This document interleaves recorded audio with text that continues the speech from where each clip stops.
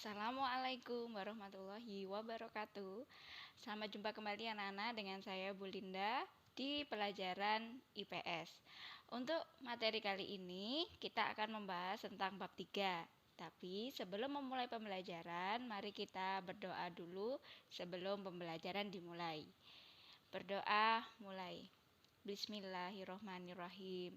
Allahumma ya man huwa fi ilmihi muhit, wa ya man huwa fi majdihi munir, wa ya man huwa fi lutfihi syarif, ya hannanu ya mannan, akrimna binuril fahmi, wa akhrijna min dulumatil wahmi, warzuqna fahman nabiyyin, wa hifdal mursalin, wa ilhamal malaikatil muqarrabin, birahmatika ya arhamar rahimin. Amin.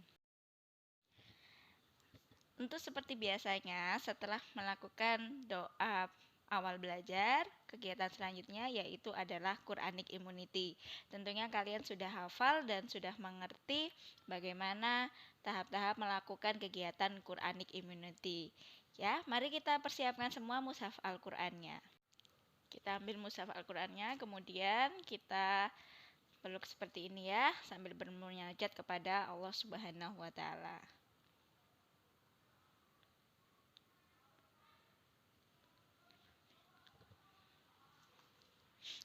Lalu kita buka, ya kita hitung dari ayat yang pertama. Kita baca baris yang ketujuh. A'udzubillahi minasyaitonirrajim. Bismillahirrahmanirrahim. Summa afauna ankum min ba'di dzalika la'allakum tashkurun.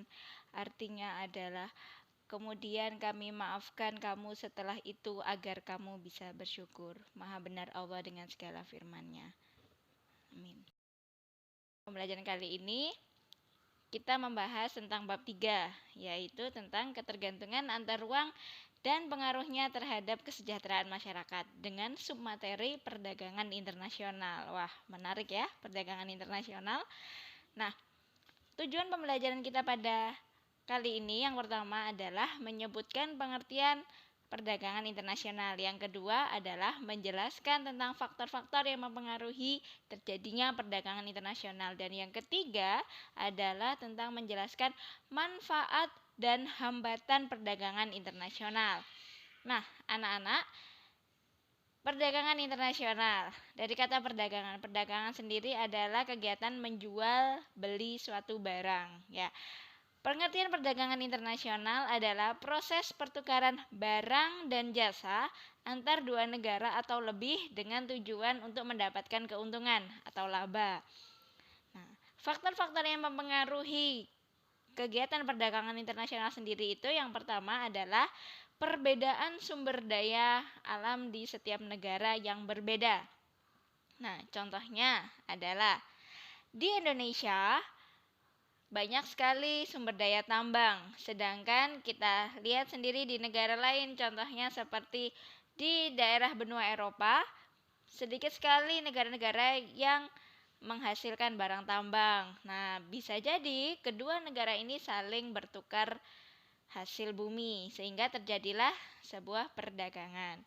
Berikutnya yang kedua adalah peningkatan perbedaan tingkat kualitas sumber daya manusia itu sendiri. Nah, kita tahu bahwa setiap negara mempunyai sumber manusia dengan kualitas yang berbeda-beda dan karakter yang berbeda-beda. Yang ketiga adalah perbedaan iptek atau ilmu pengetahuan dan teknologi. Kita tahu bahwa di negara berkembang, ipteknya belum cukup berkembang ya dibandingkan dengan negara maju yang ipteknya jauh lebih berkembang dari negara berkembang. Nah, cara pengolahannya pun juga berbeda.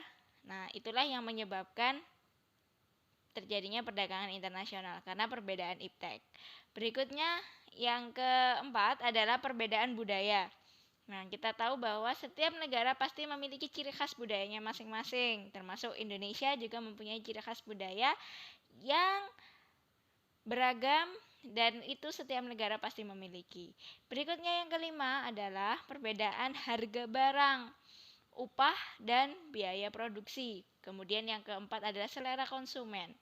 Untuk harga barang, setiap negara pasti memiliki harga barang tersendiri.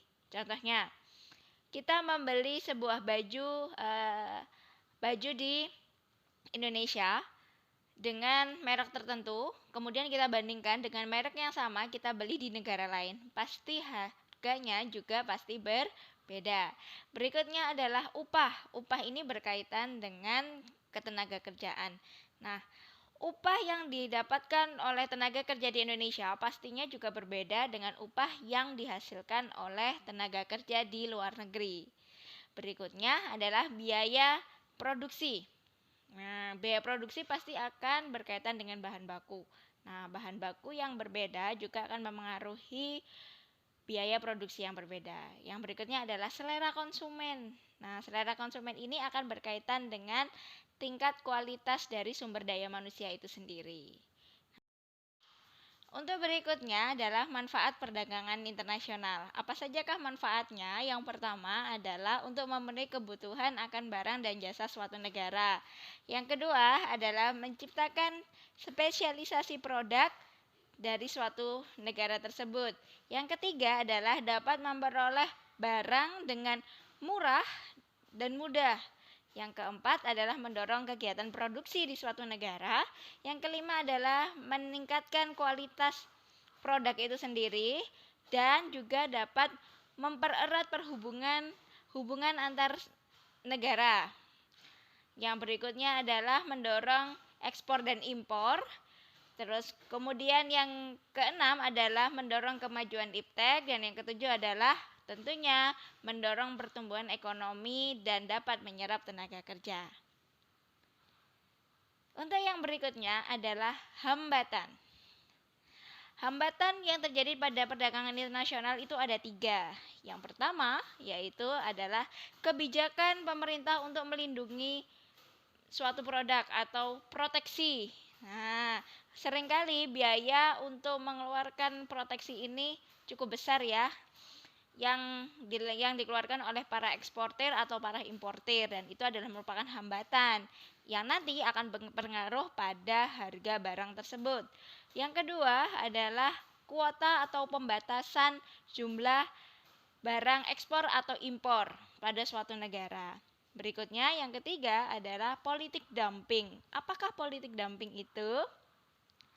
Politik dumping adalah kebijakan menjual barang di luar negeri lebih murah daripada harga barang di dalam negeri, dan itu seringkali menjadi hambatan para eksportir atau importir untuk melakukan perdagangan internasional. Ya, anak-anak, selesai sudah materi kita pada hari ini. Tetapi saya akan ada tugas untuk kalian, dan tugasnya akan saya share di Google Classroom untuk tiap kelasnya. Jangan lupa dikerjakan dan dianalisis dengan baik. Nah, tugas kita kali ini akan ada hubungannya dengan situasi yang kita hadapi hari ini, yaitu tentang pandemi COVID-19. Jadi, di tugas kalian nanti, kalian harus menganalisis tentang kaitannya perdagangan internasional, dampaknya dengan adanya pandemi ini atau pandemi COVID-19. Apa yang berpengaruh pada perdagangan internasional ini? Silakan kalian analisis dan jangan lupa ada tenggang waktu untuk mengerjakannya. Segera dikerjakan dan segera dikumpulkan dengan baik. Ya. Anak-anak, marilah kita akhiri pembelajaran kita pada akhiri. Sebelum mengakhiri, mari kita berdoa bersama-sama. Berdoa mulai. Allahumma inni astaudiuka ma'alamtanihi fardudhu ilayya inda hajati ilaihi walatun sinihi ya rabbal alamin. Sadaqallahul adzim. Sampai jumpa di video pembelajaran saya berikutnya. Wassalamualaikum warahmatullahi wabarakatuh.